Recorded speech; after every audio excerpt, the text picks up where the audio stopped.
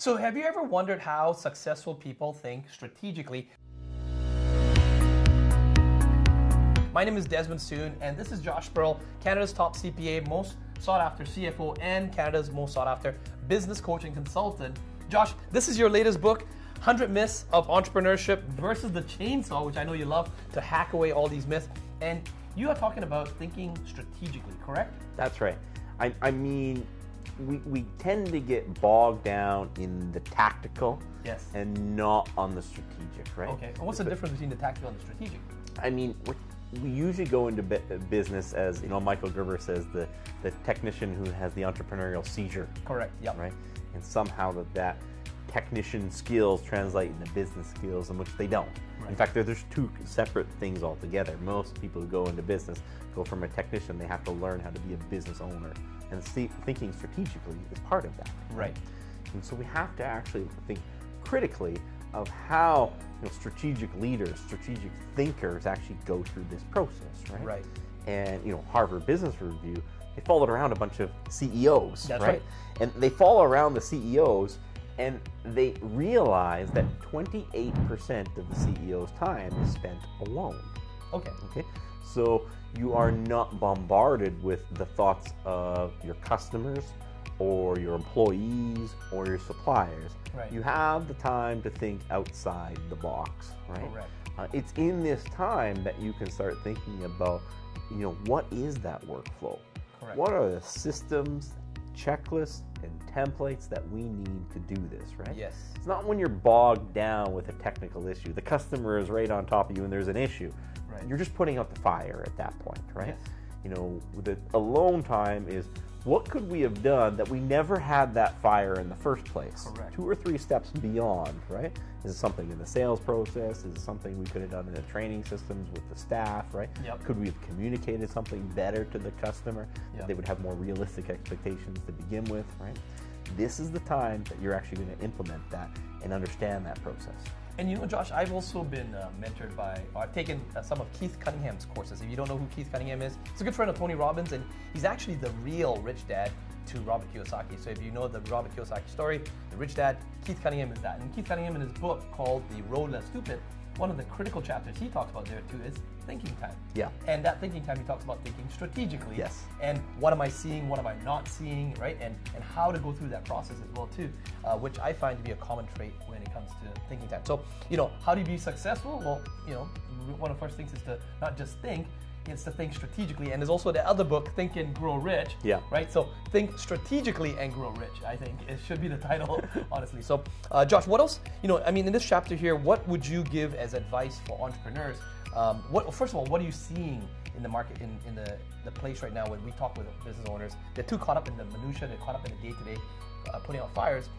How do they shift that? What should they be doing to get this thinking time? It's a calendar, right? Yeah. Like it does come down to a calendar, and like most things in business, the advice that works, it tastes awful and it works, right? Yes, just like the Buckleys, yeah. It goes to the point where it goes with early mornings, right? Where we talk about, you can work different hours, right? But business owners who start earlier have a significant advantage of those who start later in the day. Correct. Right? So we know we need to allocate time for this, strategic thinking time. Yes. Harvard Business Review did the stat. You talk about Keith Cunningham. Other, business gurus refer to it as meta time. It just keeps recurring over and over. Jocko Willink talks about it. It's like we don't want to get, bogged down in the minutiae of the tactical at the expense of the strategy, right? Yes. The idea is, is evident when you start listening over and over and over again. So, but the key is, like, how do we actually do this, right? Yeah. How do we not get bogged down the tactical, and the phone is ringing and the employees are knocking at the door saying, you've got a minute, right? Suppliers are calling, do you need this or that, right? We talk about early mornings. At 6 o'clock in the morning, how many, customers normally ever call you at 6 o'clock in the morning? Not that many. Now, I do deal quite internationally a bit, and East Coast and stuff, so my 6 is their 9, and I am starting to get some communications going, but in general, my 5, 6, no one's talking to me. No one's talking, right? Yeah. If you have a site with employees, they never come to your door at 6:05 in the morning with a burning fire, right? No. Once in a blue moon, it just doesn't happen, right? Maybe 9 in the morning, but not at 6. Suppliers, don't call you with all those got a minute and little tiny questions at 6:30 in the morning. It just doesn't happen, right? You have those golden hours between about 6 and 8 a.m. where you can think strategically without ever talking to another human being, right? But this is key, right? Yes. Because you could do strategic time at the end of the day, but most of the time that's at the time when we're mentally fatigued. Right. We talk about we only have a certain number of good decisions throughout the day. Right. You're thinking strategically here. You're thinking like we keep having this issue over and over again. How do we prevent it from ever happening again? Yeah. That's not going to be the idea you come up with when you're fatigued from the whole day.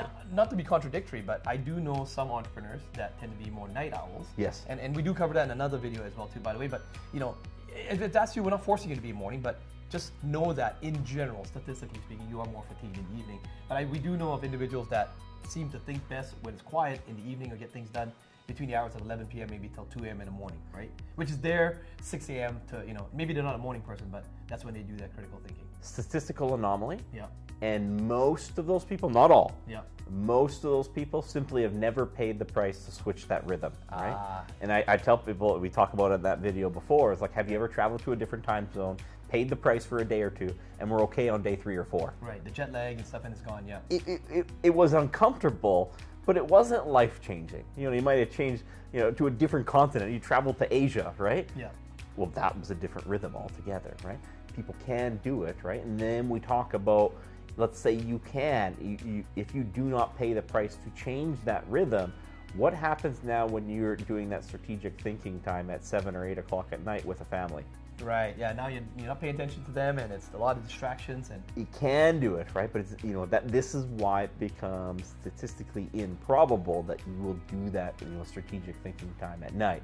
Most people are doing it at night just because they don't want to pay the price of switching their internal clock. Right. Not because it's impossible, just because it's hard. Right. There might be a few anomalies where it's impossible, but again, my whole goal is, hey, 1 in 5,000 people become successful. They develop $1 million businesses. Why are we taking the hard way? Yeah. Why are we doing it based on, I heard about this person who did this. Yeah. Why aren't we following the advice that, if we see 80% of the people are doing it this way, let's stop playing this casino game of entrepreneurship and start taking, the proven paths, right? Right. And that proven path is we need to allocate the time for strategic thinking. It's most likely going to occur in the morning because of decision fatigue and other family constraints that arise in the Can you give, by the way, for this series, if you've been following us, you know that every video we actually give some actionable items that if you just implement, you're going to start seeing some results. So, go through the series, follow our series, subscribe. That way, each video you watch, we're going to give you some action item. And with each one of these small, slight edges, these little competitive advantages, your business is going to become progressively more successful. So, Josh, what is the advice for someone? How do they do that strategic thinking? First of all, put in the calendar. What else do they do? Like, what kind of questions or what do they ask themselves when they block out that time? What happens during those hours? So, usually businesses, there's a constraint where it's always customers, cash flow, or team. There's 3 primary problems in business. Is your number one, problem, is it acquiring more customers? Is it cash flow? Or is it acquiring the right team, right? Right.